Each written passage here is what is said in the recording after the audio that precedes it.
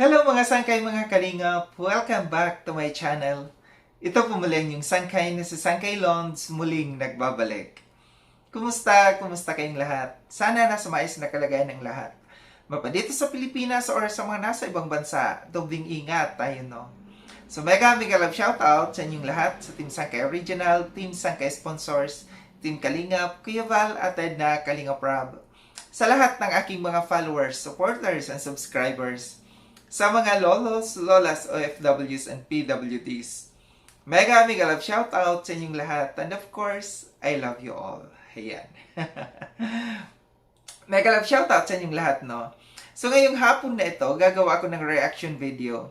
Ito'y patungkol sa napanood ko, no? Na live ng Karaba.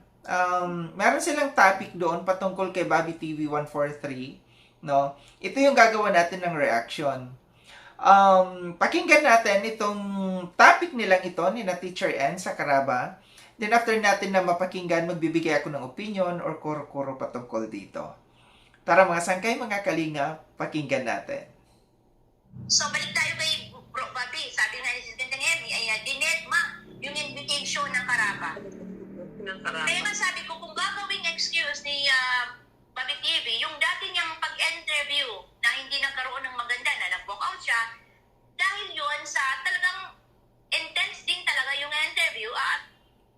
So ito nga yun, no? Ito yung topic nila na sinasabi na si Bobby TV 143 daw ay dinedma yung invitation nila sa Karaba. So siguro si Bobby TV ay paakyatin nila, interviewin nila, no? Alam naman natin na mayroong nangyaring hindi maganda na nag-walk out si Bobby TV noong huling akyat niya diyan sa Karaba. Ito yung tinatapik ngayon ni Teacher N. Pakinggan natin. Meaning ko, maging sa amin, napakahirap na part. Nasasang-ayon kami sa kanya ng time na yun dahil Kalingap, kumbaga Kuya Val, kumbaga Kalingap versus Bro Bobby, na ang pinaglalaban natin dito yung loyalty niya sa Kalingap. So nabanggit na naman niya dito no yung nakaraan. No, na sinasabi niya na mahirap no manimbang nung mga panahon na yon. Nung time na kasi parang natag na nila kaagad si Bobby TV na anti-kalingap nung panahon na yon nung umakyat no, para bagang hinusgahan na nila kaagad. Sabi nila mahirap no, mahirap kung saan sila kakampi sa kalingap or dito sa kay Bobby TV no. Pero para sa akin no, wala pa naman kayong ebidensya or matibay na ebidensya na si Bobby TV ay anti-kalingap nung mga panahon na yun, no? Man lang sana ang ginawa ninyo, Teacher N, bilang isang teacher, dapat bilang isang host sa programa ninyo, balansihin ninyo. Hindi yung tinag nyo na anti-kalingap itong taong ito, ilalaglag nyo na kaagad. Sabi niya kasi, hindi pwedeng hindi sila kumampi sa kalingap. E ano ba si Bobby TV 143? Kalingap pa rin yun. Itinag nyo lang as anti-kalingap. Man lang sana, binabalanse, no? Kinakailangan, protektahan ninyo yung mga tao, yung mga guest ninyo, yung pinapaakyat ninyo dyan, na maramdaman nila na hindi nyo sila inilalaglag. Para hindi sumama ang loob. Kagaya nito, no? Na kinakailangan yung paakyatin muli si Bobby TV dyan sa inyong programa. Sa tingin ninyo, mapapaakyat nyo pa? Kaya umayaw si Bobby TV, no? Siguro, tingin ko, kaya umakyat si Bobby TV 143 dito sa invitation yung muli sa kanya dahil ayaw niya na maranasan yung ginawa ninyo na pagiging bias noong mga panahon nung huling umakyat siya. Pakinggan pa natin. Punta ka doon sa antay, sa hindi naman nakalingap. Yun ang pinupunto natin dito. Dahil lang ito yon yung noon. Dahil pumunta lang, no? Pumunta lang, dumalaw lang si Bobby TV 143 sa nagla-live na anti-kalingap. Tinag na as anti-kalingap na kagad. Nangyayari yan, maraming tao, maraming kalingap. Kahit ako, dumadalaw ako kasi mga kaibigan ko yung mga yan. Tandaan natin, no, na hindi porket anti-kalingap yung mga yan, aalisin na natin ang mga pagiging magkaibigan natin. Nandito lamang tayo sa social media, no? Pero yung pagiging magkaibigan ng mga tao, hindi pwedeng mawala. Hindi pwedeng anti-kalingap ito, hindi ko na ito gagawing kaibigan. Mali yun. Mali yung ganyang mindset ninyo. Yan yung maling-mali na hindi po pwede Kahit sino naman, no, sinong taong matino, magkaibigan kayo, aalisin mo na ang pagiging magkaibigan ninyo dahil antay-kalingap ka na? Hello, mali yung ganyan, no, mali. Kaya nga, tapos nga kami doon eh. Kaya nga, nagtaka din ako doon sa nagbasa amin na bakit para bang kami pa yung mali? Well, Karapat dapat lang talaga kayo i-bash. Kasi kitang-kita yung pagiging bias ninyo noong mga panahon na yon. Kasi, alam nyo, marami, mula nung nangyari sa kay Bobby TV 143, naging maayos naman kayo sa mga sumunod ng mga umakyat. Bukod tangi sa kay Bobby TV 143 lang, ginawa nyo yon. ang nagkamali talaga dito siya dahil napunta siya sa antay. Kami naman, Kasi ayaw aminin yung pagkakamali. Ayaw niyang aminin, talagang pinagpipilitan niya si Bobby TV 143 ang may mali doon. depensa namin ang kalinga. Pero kami pa yung namali. Pero hindi na lang namin yung binigyan ng reaction. Di ba? Sige, bahala na lang kayo paano ninyo analyze. So doon pa lang, para bang maki-question ka na mare-red flag, ba't napunta ka doon? Yung loyalty mo parang matitest. Tapos ngayon naman, itong programa ng kalinga. My God! Yun lang ba? Yun lang ba ang basihan ng pagiging loyal sa isang kalingap na pumunta lang sa isang live? Yun lang ba ang basihan? Napakababaw, di ba? So, sobrang babaw yung pag-iisip ng mga tao. Parang grade 1 ka lang ba? Na ganun ang gagawin mong basihan sa isang tao? Itatag mo na kaagad as antay-kalingap yung isang tao dahil nakita nyo doon sa ibang live, sa antay-kalingap. My goodness! Yun, ni Kuya Juan, na pinapakit ng mga charity vloggers, reactors, dinededman niya kami. Mineses na namin sa messenger, pumunta siya sa live ko, sinout-out ko pa siya. Pero deadman talaga, hindi talaga siya nagsasagot. Ito yon. Sana naintindihan mo na yon. So, ngayon, leksyon na sa inyo yan, no? Na pagka meron kayong guest, i-estima nyo ng mabuti. Hindi yung ilalaglag ninyo. Yung ginawa nyo kay Bobby TV 143, no? Yan ay isang pagpapatunay na hindi kayo marunong maging balanse sa mga guest ninyo. So ngayon na kinakailangan yung paakyatin muli si Bobby TV 143, parang kasalanan pa ni Bobby na hindi na siyang umakyat, na hindi na siya pumayag, no? Na umakyat sa inyong live, sa inyong invitation. Kahit sinong tao, kahit sa akin, kung nangyari man yun, yung ganong klase, no? Kahit hindi nangyari, kung ako personal, no? Na i-invite ninyo na umakyat dyan sa programa ninyo, hindi ako akyat. Kasi natag ko na rin kayo as bias kayo. Hindi ko nilalahat ng host dyan sa Karaba as bias. Nandiyan nakikita ko si Kuya Noli, no? Maayos naman siya. Balanse ang kanyang pagbibigay ng opinion diyan, no? Kahit ako, kung ako ang mangyayari sa akin, i-guess ninyo, kung hindi ako akyat. Kasi alam ko na ang karaka ng ilan diyan, no? Na host diyan sa Karaba na yan. Na ayaw kong mangyari ang ginawa ninyo noon sa kay Bobby TV 143. Maswerte na lang kayo na meron pang umaakyat sa inyo. Kagaya niya kay Bobby TV 143. Sasabihin siguro ni Bobby TV 143, ano ako, tanga? Aakyat pa pagkatapos lahat-lahat ng ginawa ninyo sa akin, tapos paakyatin niyo pa ako. Unlike dito kay Bro Gabisera, na umakyat talaga siya. Kaya nga sabi ko, huwag niyang gawing excuse yung nakaraan. Huwag mong ikumpara si Bobby TV at saka si Gab Becerra. Maaari si Gab Becerra kayo umakyat dahil kikisama sa inyo dahil hindi niya pa naranasan yung naranasan ni Bobby TV, no? So, paswerte kayo na umakyat sa inyo si Gab Becerra. Pero kung pipilitin niyo si Bobby TV 143, kung ikukumpara niyo si Bobby TV 143 sa kay Gab Becerra, I doubt it na aakyatin talaga kayo. Ba ang topic noon sa topic na yon? O kahit ibang topic pa yon. Penali si Darlene, si Ganang Emmy? Kasi ito yung last invitation ni Amy. Updating lang tayo, updating sa channel, walang issue. Ayaw mo na re-reactionan ka, nababas ka, tanungin mo sarili mo, ano ginawa ko? Realization yan eh, di ba? I-realize mo. Yon. Dapat i-apply mo rin yon, Teacher N. Realization. Dapat mare-realize mo rin, ano nga ba ang ginawa ko kay Bobby TV 143? Bakit ayaw nang umakyat muli dito sa amin? Yun, mismo, no? Mismo, dapat naiintindihan mo yan, yung sinasabi mong yan, na yung realization, no? Dapat nare-realize mo, mali pala ang ginawa namin kay Bobby TV 143 noong mga panahon na yon. Kagaya nito, kailangan namin siyang paakyatin, ayaw na niya. So, dapat dito nyo na-realize, no, na mali ang ginawa ninyo. So, yung sinasabi mo dito, dapat i-apply mo yan sa sarili mo. Of all reactors, of all charity vloggers, bakit ikaw at ikaw at ikaw ang nababa? Something is wrong with you. Diba? Bakit si ganito ay hindi naman nababas? Kasi wala naman siyang problema, wala naman siyang ginagawa.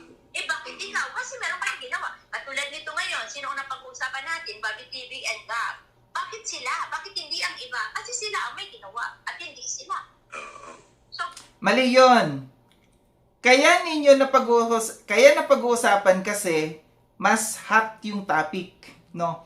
Mas may views ang topic. Kasi marami diyan maraming mga issues, may issues diyan at mga maliliit lang, hindi masyadong kilalang vlogger, no? Kaya hindi na pag-uusapan. Siyempre, Bobby TV 143, Gab Becerra, siyempre kakagatin yan, no? Kakagatin yan, kaya nagagawan ng reaction. in-approach namin siya many times, several times, kaya namin siyang in-approach.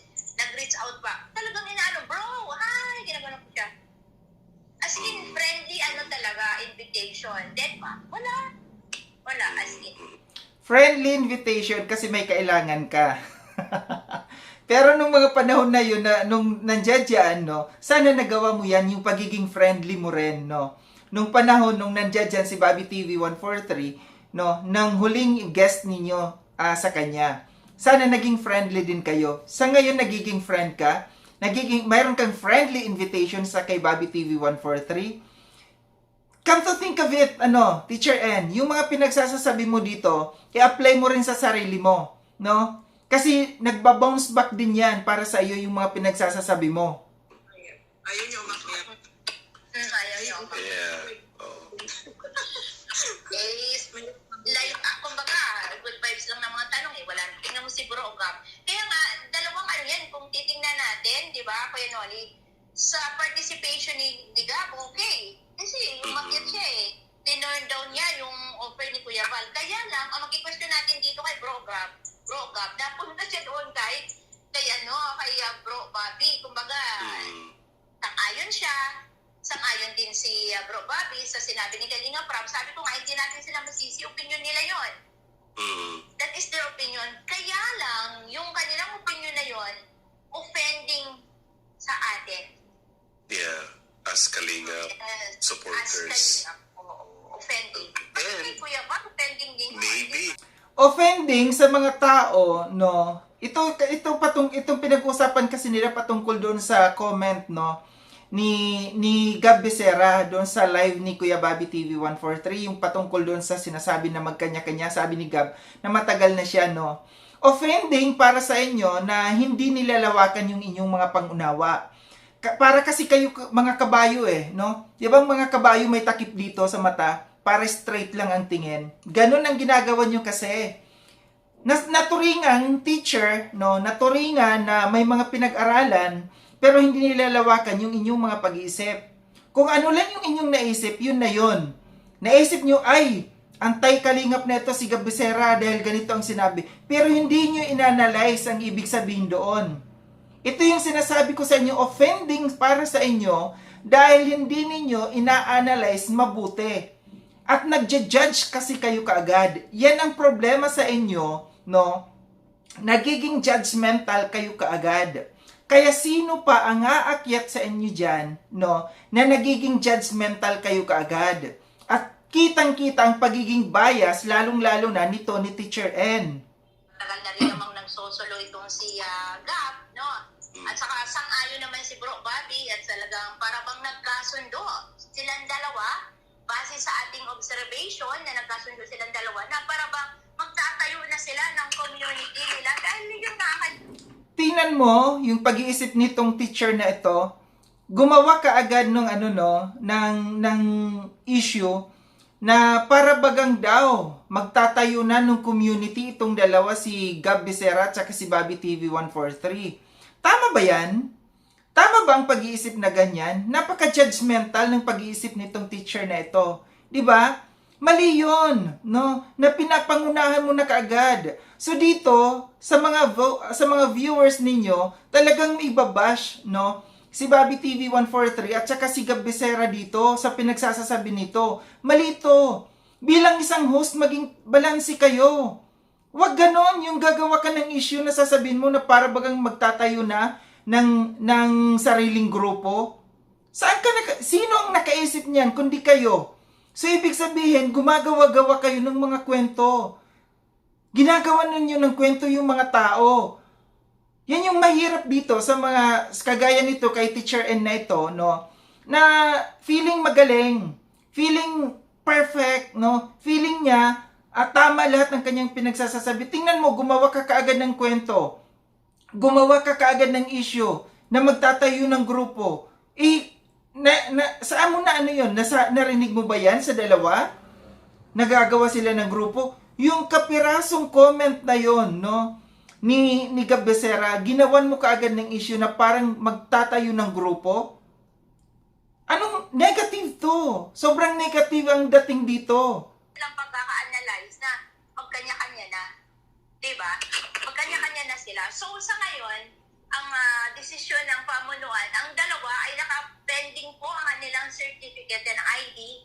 Hindi muna sila makakatanggap ng certificate na yung December 29. Hindi muna sila bibigyan ng certificate and IDs po. Si Bro Gabicera and si Bobby TV. Pansamantala So, parang- ang pending.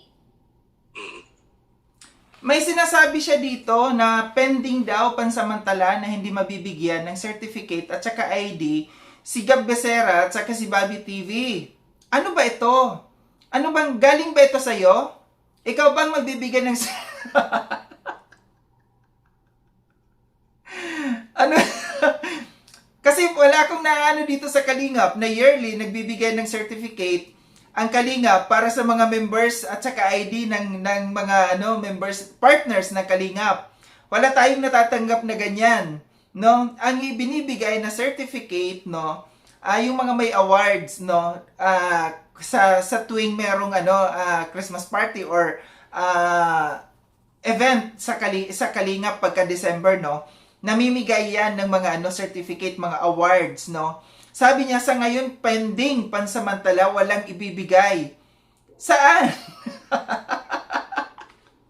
Anong certificate ang ibibigay? Ikaw bang magbibigay ng certificate? Ha? Teacher N at saka ID? Kasi wala akong natatandaan na renewable ang certificate at saka ID ng mga Kalingap partners.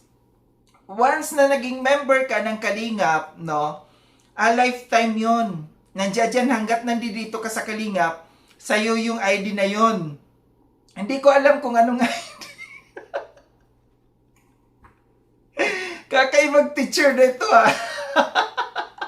Namimigay ng certificate at saka ID. Feeling, ha? Feeling ikaw yung may-ari ng Kalingap, na ikaw ang mamimigay ng certificate at saka ID. Nabuang na. Ewan ko sa'yo.